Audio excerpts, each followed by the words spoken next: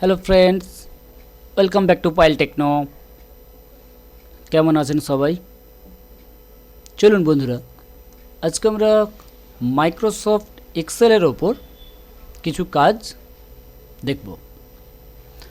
আমরা সবাই জানি সাম ফাংশন লাগিয়ে আমরা অবশ্যই সেলের এক জায়গায় অ্যাড করতে পারি এবং সেই জায়গার উপর বেস করে আমরা আরও কিছু ক্যালকুলেশন তৈরি করব এবং কিছু প্রবলেম যারা আমাকে জানিয়েছে অবশ্যই তারা তো দেখবেনই, এবং আমাদের চ্যানেলে যারা নতুন এসছেন অবশ্যই চ্যানেলটিকে সাবস্ক্রাইব করে আমাদের সঙ্গে থাকুন।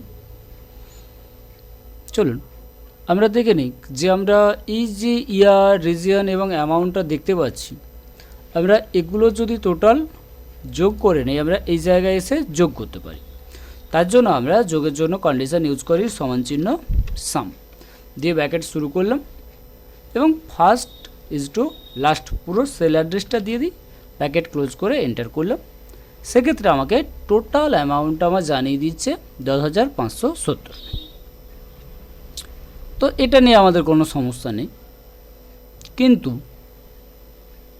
যাদের সমস্যা যে আমরা ইয়ার অনুযায়ী সার্চ করতে চাই, 2010 সাল বা দেখা গেল মাঝে কোথাও 2010 সাল লেখা আছে, তো এভাবে লেখা থাকতেই পারে এবং সেই সমস্যাগুলো কিভাবে ওভারকাম করব। এবং দেখা গেল এই জায়গায় আমরা ফিল্টার লাগিয়েছি এবং শুধুমাত্র 2010 সালের অ্যামাউন্টগুলো আমার দরকার। তো সেক্ষেত্রে 2010 সাল আমরা ইউজ করলে, আচ্ছা আমরা সেটের মধ্যে রেখেছিলাম তাই সেটিও হাইড হয়ে যাচ্ছে, এটাকে সামটাকে একটু নিচে করলাম আমরা এবং এই জায়গায় তাহলে আমরা যাই এবার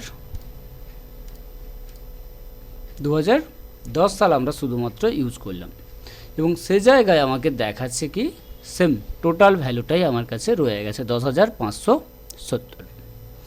সেক্ষেত্রে বন্ধুরা এই সমস্যাটা আমরা কিভাবে ওভারকাম করব, যে আমরা যতটা দরকার এবং যে জায়গা থেকে সেলগুলো এসছে আমরা শুধুমাত্র সেইখানে সেলের অ্যামাউন্টগুলো দেখতে চাই।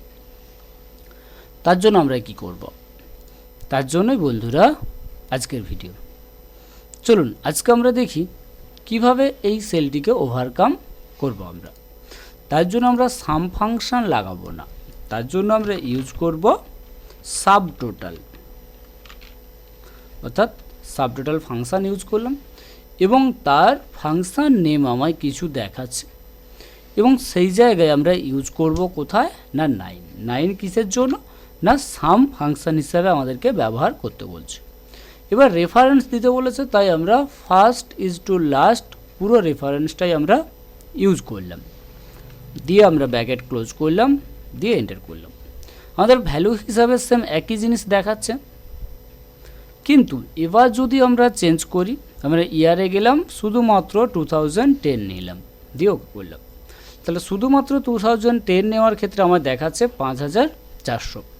এই টোটাল ভ্যালুটাকে আমরা যদি যোগ করি 5,400 হচ্ছে এবং আমাদের যদি মনে সন্দেহ থেকে যায় অবশ্যই আমরা এই জায়গায় ভ্যালুটাকে চেঞ্জ করলাম, আমি 200 করলাম, সঙ্গে সঙ্গে আমার কাছে ভ্যালু দেখাচ্ছে 5,100। তাহলে বন্ধুরা অবশ্যই আমাদের ভ্যালুগুলো চেঞ্জ হচ্ছে। তো সেক্ষেত্রে অবশ্যই এবার যদি আমরা চাই এই ইয়ারের মধ্যে রিজিয়ন হিসেবে আমরা চেঞ্জ করতে চাই যে ইস্ট রিজিয়নে কারা রয়েছে বা কত কত অ্যামাউন্ট হয়েছে, তো আমরা এই জায়গা থেকে শুধুমাত্র ইস্ট নিলাম এবং ওকে বললাম। একটাতে রয়েছে 200 আর একটা 2000, তাই আমার দেখাচ্ছে টোটাল 2200 টাকা। এভাবে আমরা যেমন দরকার ফিল্টার ইউজ করে নিয়ে টোটাল ভ্যালুটাকে আমরা চেঞ্জ করাতে পারি এবং যেমন দরকার হবে। যদি আমাদের পুরোটা দরকার হয়ে থাকে অবশ্যই সিলেক্ট অল করলাম এবং পুরো জিনিসটাই আমরা দেখতে পাবো। তো এভাবে আমরা চাইলে পুরোটাকেই কমপ্লিটলি করতে পারি এবং যদি মনে আমাদের ইয়ার দরকার নেই, আমাদের শুধু রিজিয়ন দরকার এবং শুধু রিজিয়নও চাইলে আমরা অবশ্যই ইউজ করতে পারবো।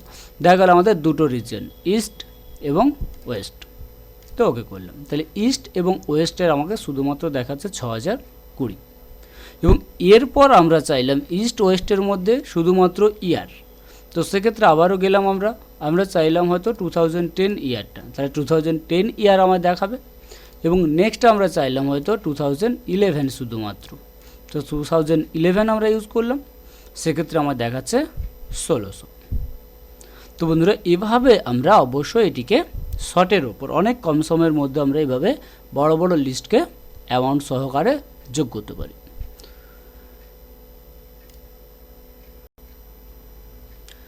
চলুন নেক্সট আমরা দেখি সাবটোটাল লাগিয়ে আমরা কিভাবে এভারেজ ক্যালকুলেশন করব। আমরা সবাই জানি এভারেজ মিন্স গড়। তো সেক্ষেত্রে আমরা এভারেজের জন্য এভারেজ ফাংশানই লাগাতে পারি এবং ফার্স্ট ইজ টু লাস্ট পুরো সেল অ্যাড্রেসটা দিলাম, দিয়ে আমার দেখাচ্ছে টোটাল গড় হচ্ছে 21.4। এবার যদি আমরা এই জায়গায় নেম চেঞ্জ করে থাকি, আমরা অমলকে শুধুমাত্র নিলাম, সেম জিনিসটা একই জিনিস আমাদের দেখাচ্ছে। তো সেমভাবে আমরা চেঞ্জ করার জন্য অবশ্যই এটিকে ব্যবহার করব কিভাবে না, যেমনটি দরকার সেমভাবে আমরা একই রকমভাবে সাম যেমন দেখলাম অবশ্যই আমরা এভারেজটাকে সেমভাবে ব্যবহার করব। তো আমরা ইউজ করলাম ইকুয়াল এবং ইউজ করলাম সাবটোটাল, দিয়ে আমরা ফাংশান হিসাবে এই জায়গায় ইউজ করব। দেখুন এই জায়গায় ফাংশান নেম হিসাবে রয়েছে 101 এবং সেই জন্য আমরা এই জায়গায় ইউজ করব 101 দিলাম এবং কমা দিলাম এবং এর রেফারেন্স হিসাবে ফার্স্ট ইজ টু লাস্ট পুরোটা আমরা দিয়ে দিলাম, দিয়ে ব্র্যাকেট ক্লোজ করলাম, এন্টার করলাম। তোমার দেখাচ্ছে টোটালি 21.4 এবং যদি আমরা এটিকে ফিল্টার ইউজ করি, আমরা শুধুমাত্র অমলকে নিলাম, সেক্ষেত্রে অমলের টোটাল হচ্ছে কত 17.5 এবং আদার্স আরও একজনকে অ্যাড করলাম, তাহলে আমার দেখাচ্ছে 21%। এবং নেক্সট আমরা আরও একজনকে অ্যাড করলাম, তাহলে দেখাচ্ছে 21.5 এবং এই জায়গায় আমরা চাচ্ছি কালারটিকে আবারও চেঞ্জ করব, যে আমরা শুধুমাত্র রেড কালারটিকে কাউন্ট করব। তাহলে রেড কালার হলে আমাকে দেখাচ্ছে 21 হবে, তার কারণ অমল এবং বিমল, অমলের রয়েছে 15 কোয়ান্টিটি এবং বিমলের রয়েছে 27 কোয়ান্টিটি, তাই টোটাল মিলে আমাদের হচ্ছে কি 21 কোয়ান্টিটি হিসেবে আমাদের শো করাবে। এছাড়া বন্ধুরা এটিকে বাদ দিয়ে আমরা যদি কালার অনুযায়ী করতে চাই, তো সেক্ষেত্রে কালারে গেলাম এবং অরেঞ্জ কালার নিলাম, তো অরেঞ্জ হলে কত হচ্ছে 22.5 এবং এই জায়গায় চাইলে আমরা অবশ্যই এটা লিখতে পারি টোটাল কোয়ান্টিটি বলে, হোম মেনু থেকে আমরা মার্জ করতে পারি এবং এই জায়গায় আমরা লিখলাম টোটাল এভারেজ।